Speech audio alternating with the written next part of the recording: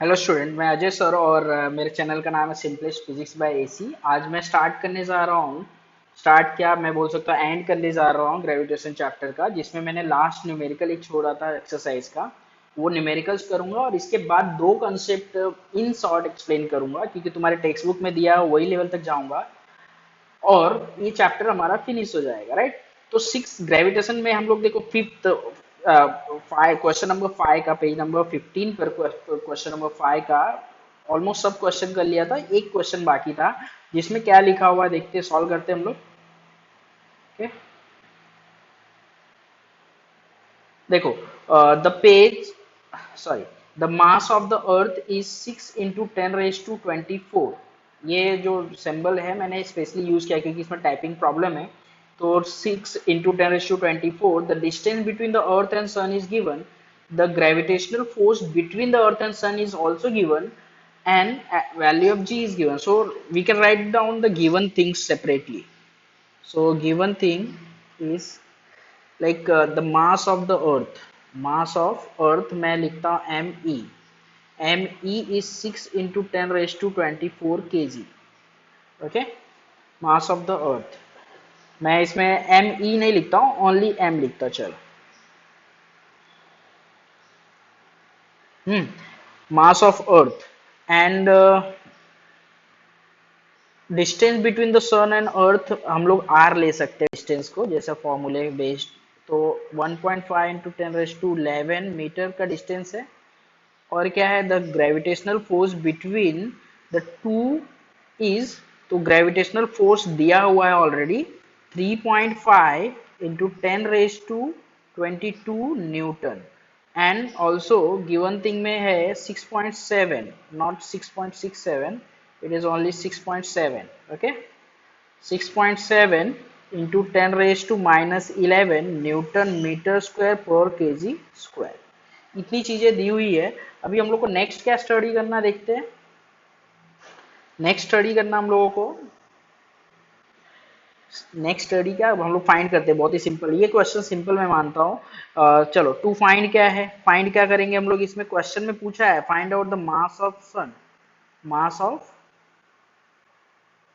Sun, mass of sun is how much, I don't know, मतलब तुमको भी नहीं पता होगा, वही तो फाइंड करना है। तो हाउ मच क्या फॉर्मूला, फॉर्मूला देखो। ठीक है, फॉर्मूला हम लोग अप्लाई करेंगे, सिंपल फॉर्मूला ग्रेविटेशनल फोर्स वाला, G mass of earth mass of sun upon distance का स्क्वायर, राइट। समझ गए, सभी टर्म्स क्लियर है। तो चलो स्टार्ट करते हैं सॉल्यूशन, बहुत ही सिंपल है, सब वैल्यूज रखते हैं एक एक करके। देखो f की वैल्यू दी हुई है, तो 3.5 इंटू 10⁻² माइनस नहीं 22 newton is equal to 6.7 into 10⁻11 ये g की वैल्यू हो गई। मास ऑफ अर्थ कितना है 6 इंटू 10⁻24, और मास ऑफ सन कितना है नहीं है, नहीं पता है। ओके, और डिस्टेंस का स्क्वायर मतलब 3 पॉइंट नहीं, 3 पॉइंट कहाँ से है भाई, 3 पॉइंट नहीं, डिस्टेंस का square means what, distance is 1.5 in, distance is 1.5 into 10⁻11 का स्क्वायर, उसका स्क्वायर आएगा। समझ गए। अब इसको हम लोग सॉल्व करते हैं एक एक करके। तो सॉल्व करने के पहले मैं थोड़ा सा, जो पावर वाले टर्म को है तुम जानते हो, मेरा सॉल्व सॉल्व करने का मेथड थोड़ा सा स्पेसिफिक होता है, तो मैं यहाँ पे बताता हूँ कि पहले मैं एक जो पावर थोड़ा सिंप्लीफाई करता हूँ। तो therefore 3.5 into 10⁻22 is equal to 6.7, उसके बाद 6 लिख लो और उसके बाद ms लिख लो, और जो पावर वाला टर्म है उसको एक साथ कर दो, -11 प्लस 24 पावर में है ना, बेस कॉमन है तो ऊपर प्लस माइनस कर सकते हो लोग। ओके, तो 1.5 इंटू 1.5 ये आएगा, नीचे क्या है 10⁻11 है, तो 11 का स्क्वायर कितना, स्क्वायर देखो पावर में स्क्वायर लेना हुआ तो मल्टीप्लाई होता है और ये होगा 22। तो फाइनली मैं क्या कर सकता हूँ, इस 22 को ऊपर लेके चले जाता हूँ।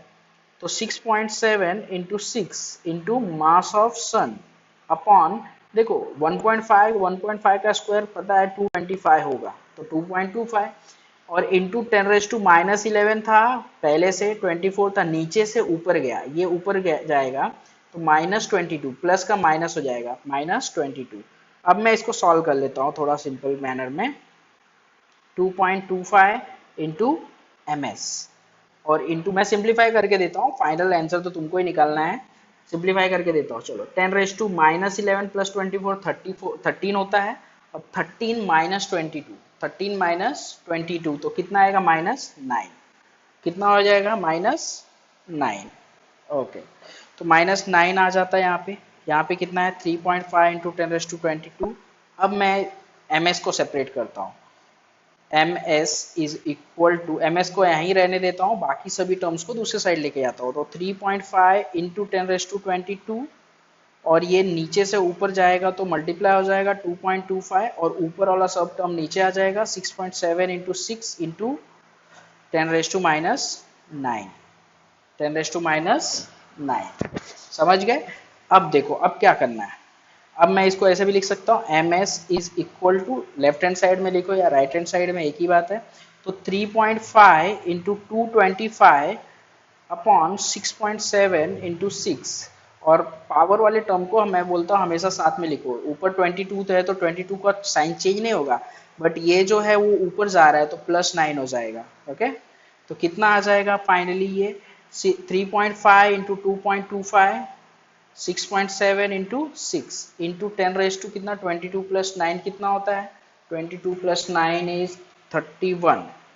Okay, 22 plus 9 is 31।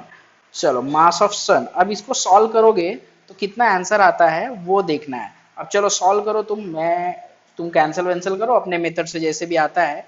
तो इसका आंसर क्या होना चाहिए, मैं एक बार वेरीफाई कर लेता हूँ कि 3.5 इंटू, मैं रफ वर्क कर रहा हूँ, 3.5 into 2.25 divided by 6.7 into 6। Okay, तो मेरा जो आंसर आ रहा है वो आंसर आ रहा है 0.9158।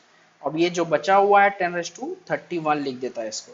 अब इसको थोड़ा शिफ्ट करके लिख सकते हैं हम लोग। शिफ्ट करके लिखेंगे तो क्या आ जाएगा देखो, शिफ्ट करके लिख सकते हैं, मतलब डेसिमल को आगे पीछे कर सकते हैं हम लोग। डेसिमल को आगे पीछे करेंगे तो देखो इसको मैं लिख सकता हूँ 1, ये देखो डेसिमल को एक पीछे लेके जाऊंगा ना, एक पीछे मतलब 1.958 हो गया, इंटू तो इधर कितना हो जाएगा, एक कम हो जाएगा 30 हो जाएगा। ओके, मतलब मैं यहाँ पे क्या कर रहा हूँ, यहाँ 10 से मल्टीप्लाई कर रहा हूँ, 10 से मल्टीप्लाई नहीं 10 से डिवाइड कर रहा हूँ। 10 से डिवाइड करूंगा तो ऊपर जाके वो एक जीरो कम कर देगा। ओके, सो इसको मैं ऐसे भी लिख सकता हूँ 1.96 इंटू 10⁻30, ये हो जाएगा न्यूटन नहीं, ये मास है ना तो केजी। तो मास ऑफ सन हमको फाइनली मिल जाता है। परफेक्ट। चलो सॉल्व करना कोई डिफिकल्टी होगी तो व्हाट्सअप करके मुझसे पूछ सकते हैं, मैं कैलकुलेशन भी करके दे दूंगा। ठीक है, चलो नेक्स्ट हम लोग देखते हैं gravitational wave and high tide and low tide, क्योंकि ये ग्रेविटेशनल फोर्स का इसमें बहुत बड़ा रिलेशन है, इसके लिए हम लोग इसको पढ़ना चाहते हैं। राइट, तो नेक्स्ट हम लोग पढ़ने वाले हैं gravitational wave and high tide low tide. हम लोग देखते हैं high tide and low tide, इसका कंसेप्ट क्या है, high tide and low Tide.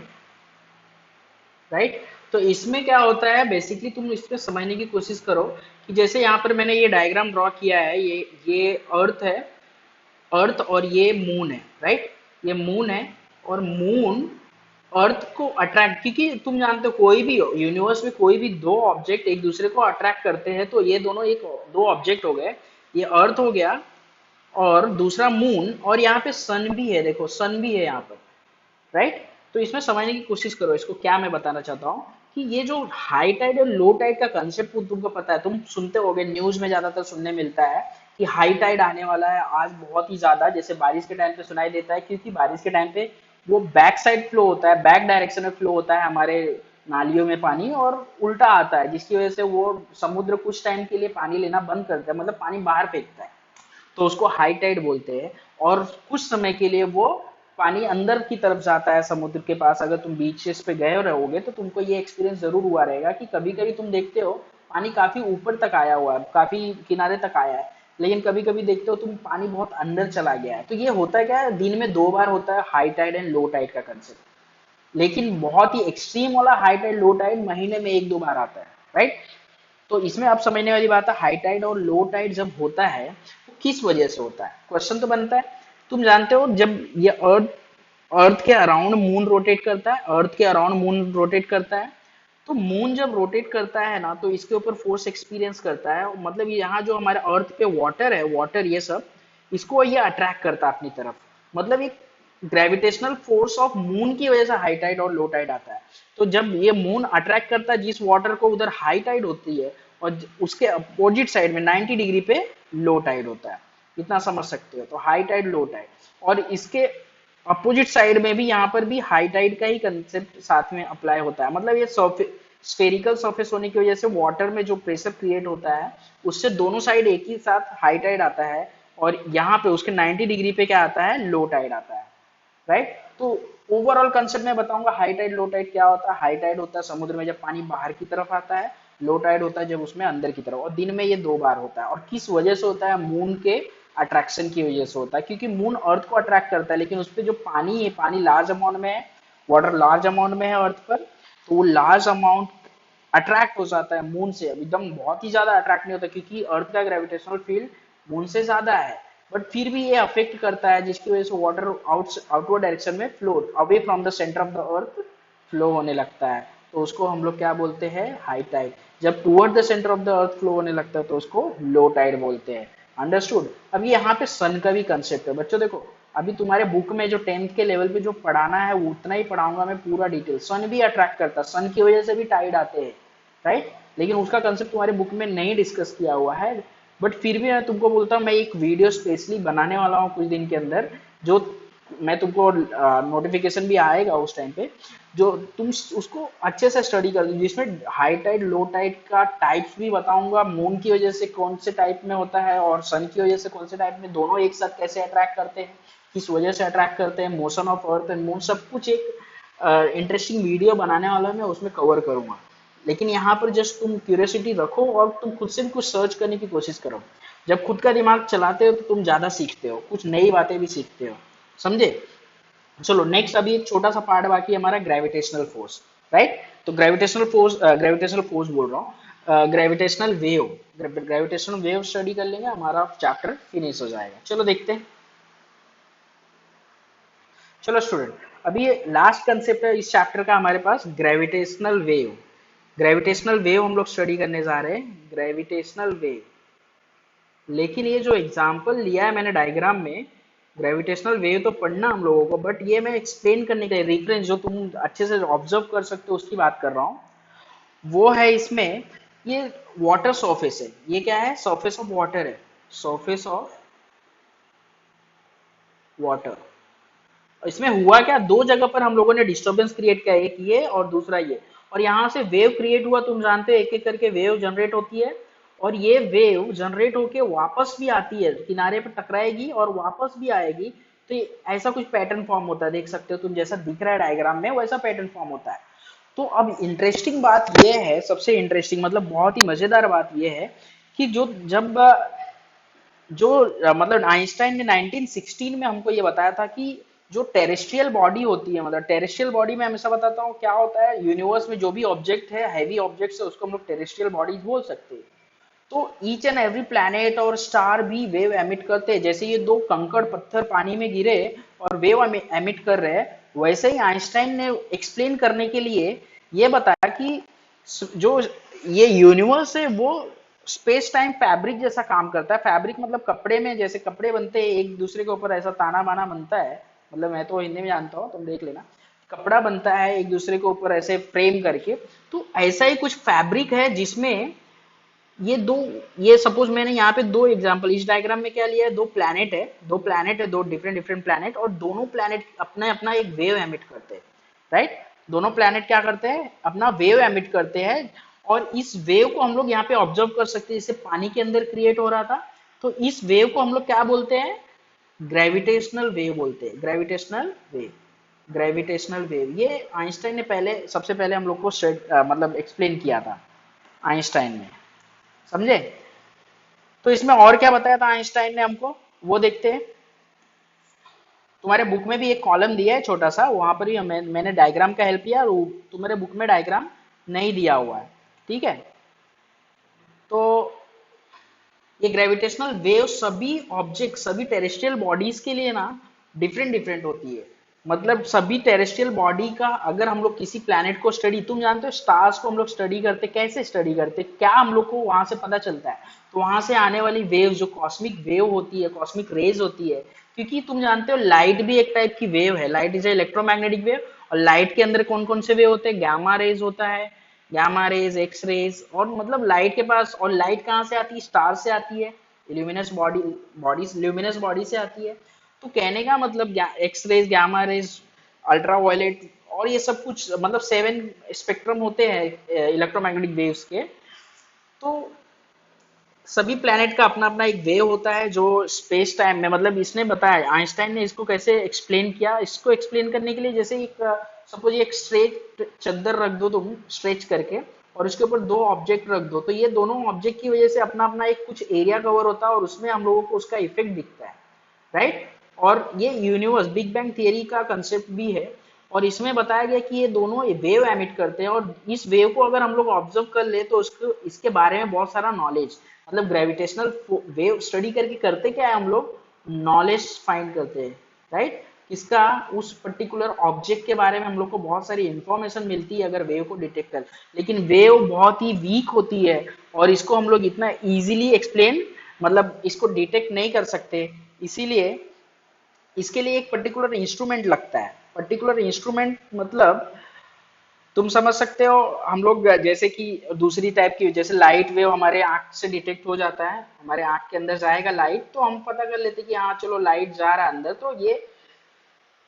एक लाइट वेव है, राइट। लेकिन ग्रेविटेशनल वेव को हम लोग डिटेक्ट नहीं कर सकते, इसके लिए एक पर्टिकुलर apparatus लगता है, तुम्हारे बुक में दिया है, इंस्ट्रूमेंट लगता है लीगो, इसका शॉर्ट फॉर्म है लीगो, और लीगो को हम लोग बोलते हैं laser interferometric gravitational wave observatory. तुम्हारे बुक में ये सब कुछ दिया हुआ, जस्ट मैं तुमको एक नॉलेज के तौर पे और थोड़ा सा अंडरस्टैंडिंग ज्यादा हो सके इसलिए बता रहा हूँ, राइट। और इसमें तुम समझ सको, ये आइंस्टाइन ने पहली बार बताया था, और ये स्पेस टाइम में ट्रेवल करता है। मतलब स्पेस और टाइम क्या होता है, स्पेस मतलब एक्स वाई जेड 3 एक्सिस, और एक टाइम 4 एक्सिस, 4 कोऑर्डिनेट होते हैं, मतलब टाइम के साथ साथ स्पेस भी चेंज होता है इसमें।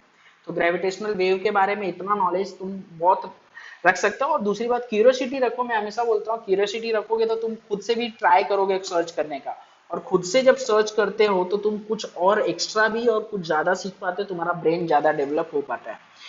तो चलो ये चैप्टर हमारा फिनिश हुआ, अभी नेक्स्ट चैप्टर में कुछ स्टार्ट करने वाला हूँ, आई थिंक लाइट वाला पार्ट स्टार्ट करता हूँ, जो तुमको डिफिकल्ट मोस्ट पार्ट है, और उसमें तुमको कुछ हेल्प हो जाएगी, समझे। तो मेनली मैं जो बताना चाहता था इसमें, इस पर्टिकुलर सेशन में एक न्यूमेरिकल किया मैंने, ये दो छोटे छोटे कंसेप्ट बताया, तो तुम्हारे बुक में आता है, राइट। और ये तुमको अच्छा लगा तो भाई अपने फ्रेंड्स को जरूर दो, क्योंकि वो भी सीखे बैठे बैठे, हो सकता है उनको नहीं पता कि मैं वीडियो बना रहा हूँ उनके लिए, राइट। चलो मिलते हैं, ऑल द बेस्ट, इस चैप्टर को अच्छे से पढ़ो, और मैं कुछ असाइनमेंट भी तुमको पर्सनली सेंड करने वाला हूँ, ठीक है। असाइनमेंट सॉल्व करके मुझे फोटो क्लिक करके भेज सकते हो। चलो बाय बाय, थैंक यू।